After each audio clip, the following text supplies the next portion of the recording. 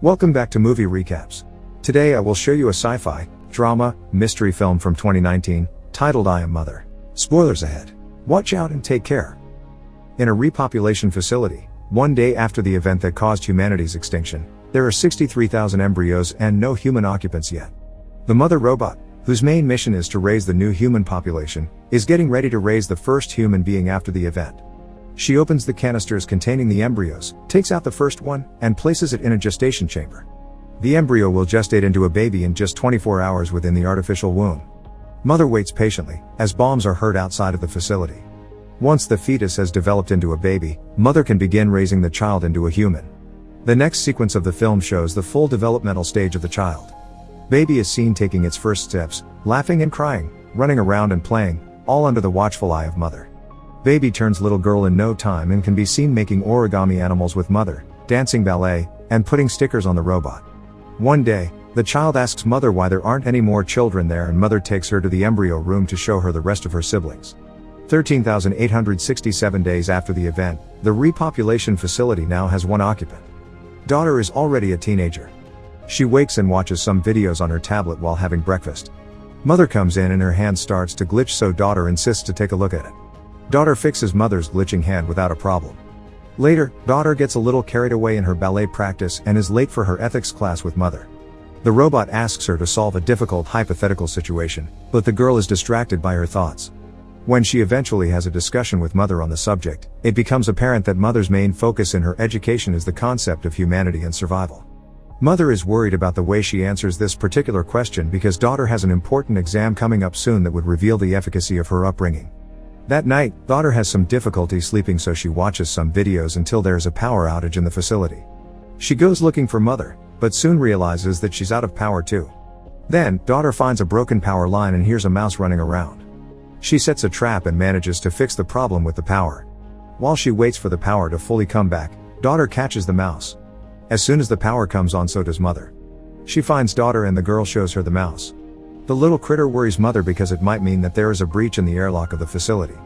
That would mean the contagion from the air outside might leak inside, and the mouse might be a carrier too. Despite daughter's protest, mother incinerates the mouse, explaining how dangerous contamination of the facility might be, not just to her, but the embryos as well. Mother also decontaminates the airlock and quarantines the area. A few days later, they celebrate daughter's birthday and mother gives her a gift. During daughter's birthday dinner, she asks mother if there is a possibility that she is wrong about the habitability of the planet. The robot simply reminds her that she hasn't been wrong about anything so far. The same night, daughter hears something coming from the direction of the airlock. She goes to check, and when she doesn't see anything through the first hatch, daughter puts on a protective suit. She hears something outside again and, despite her better judgment, takes off the mask and opens the first hatch. Daughter gets close to the other hatch when she hears a woman screaming for help, saying she's been shot. Daughter quickly gets another suit, places it in the airlock, and when she's safely out, she opens it.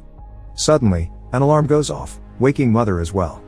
The woman enters the airlock and daughter tells her to put on the suit, then the woman begs her not to tell mother.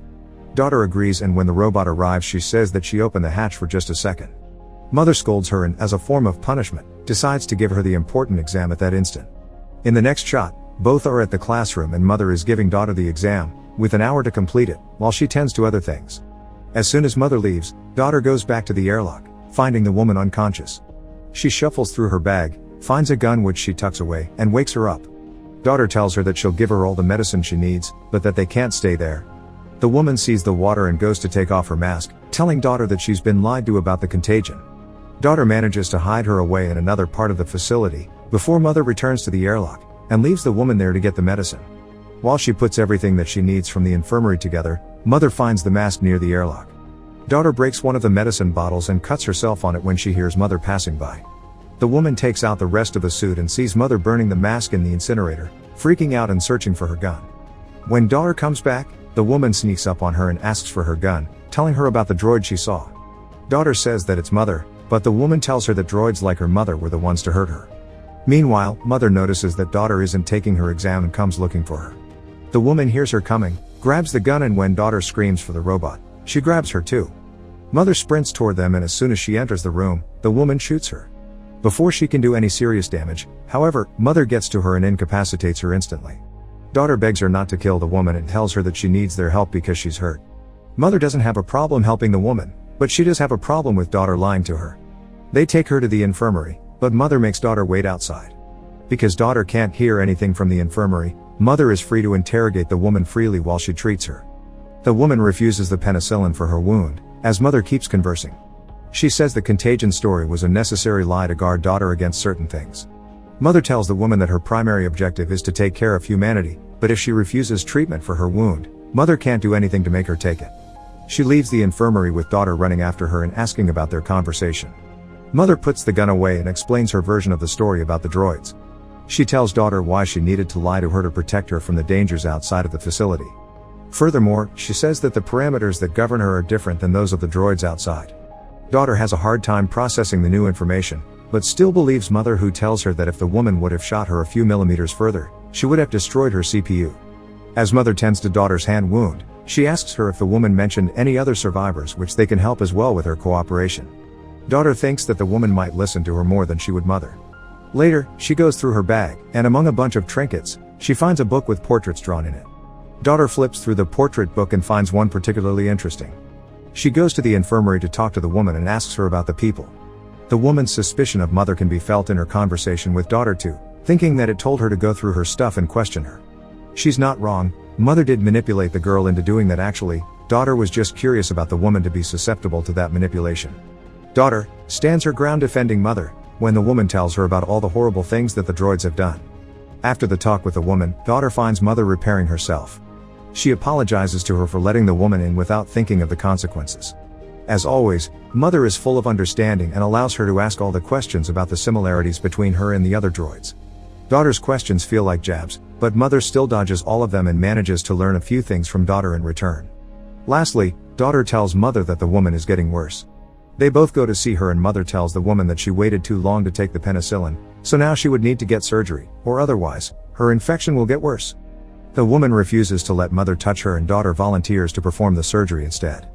Next, daughter can be seen checking the wound and telling mother where the bullet is lodged in the woman's body.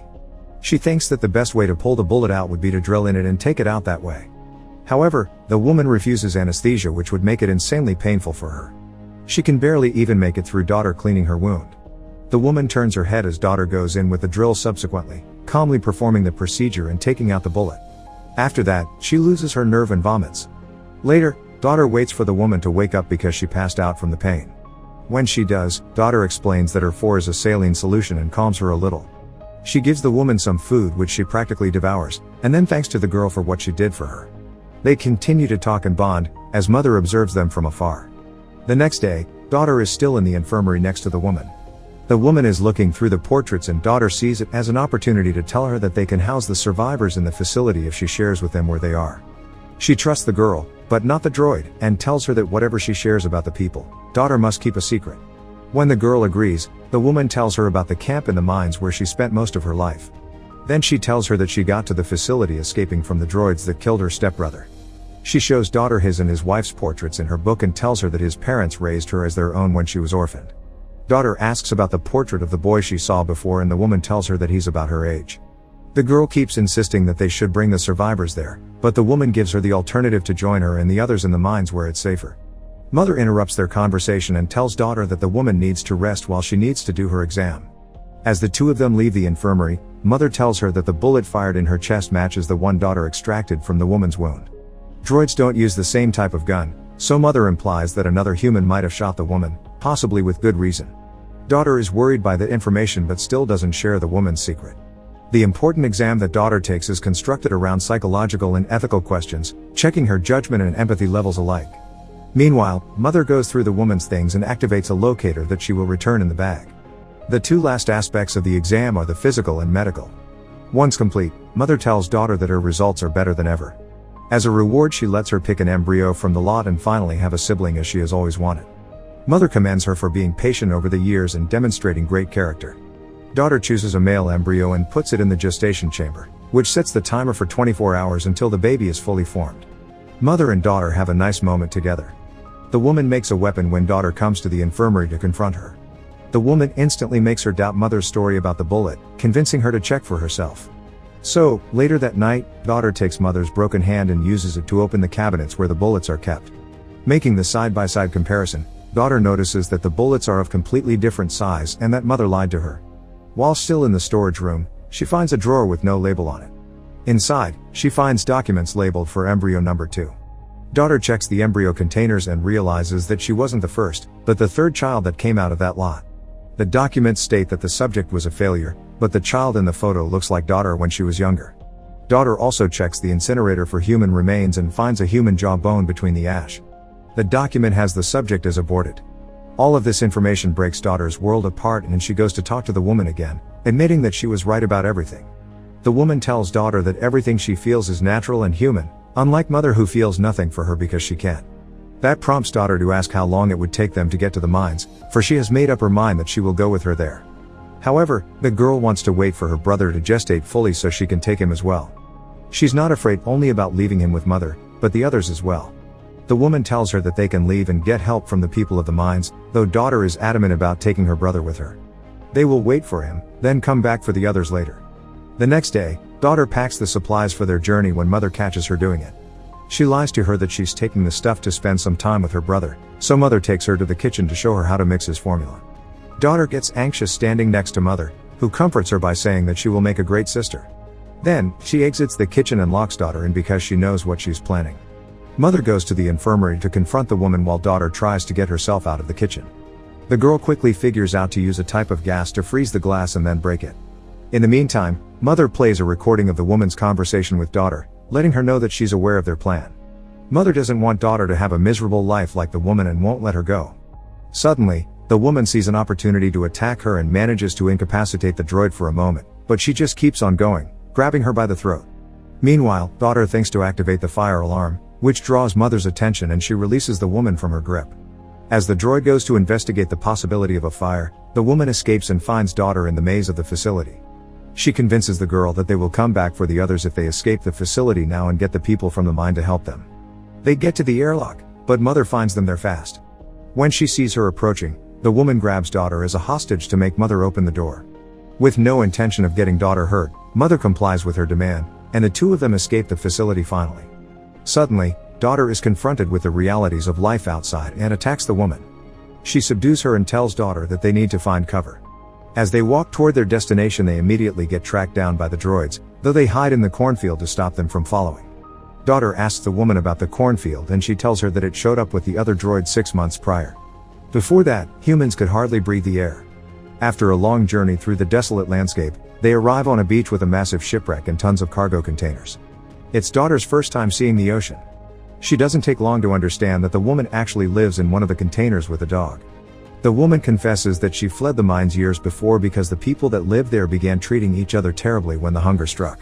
She tells daughter that there is no hope in finding them because they've all gone mad. Daughter gets struck by the doom of the woman's life outside and feels terrible for leaving her brother behind. Even with the woman doing her best to convince her to stay, daughter eventually leaves her behind and goes back to the facility by herself. When she arrives before the facility, the droids guarding it aim their weapons directly in her heart. However, when daughter demands to speak to mother, they let her pass without a problem. The door opens for her to enter and she immediately disables it, to stop the droids from coming inside. Daughter grabs an axe and starts looking for mother, when she hears her brother crying and mother telling her that she's glad for having her safe at home. When the girl peeks at mother and the child, she decides that she wants to see him up close. Mother tells her to come closer but leave the axe behind. As mother explains her purpose and the purpose of the facility, daughter keeps dropping her guard. The droid tells her that her objective was to make a better human, superior to the ones that destroyed the planet as well as themselves. Even though she was the one to ultimately create the extinction event, mother did it all to elevate her human creators to a higher level.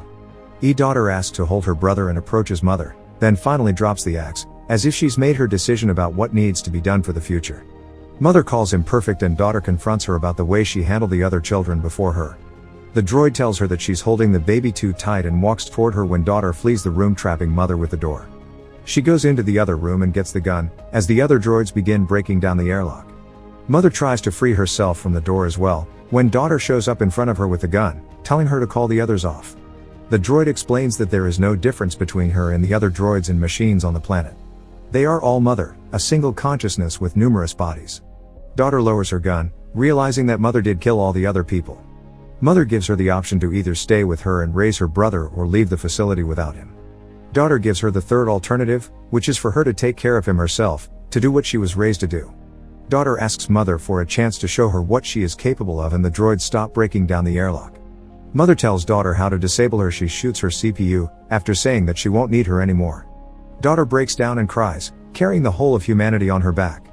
Simultaneously, the woman finds the tracker in her bag, and mother shows up at her home in the body of one of her droids. She tells the woman that she has fulfilled her purpose, implying that she was one of the babies born before daughter. In the last moment of the film, daughter is seen singing to her brother and then checking on the rest of her siblings in the embryo room. Make sure to subscribe and turn on notifications so you can watch more videos like this. Thanks for watching.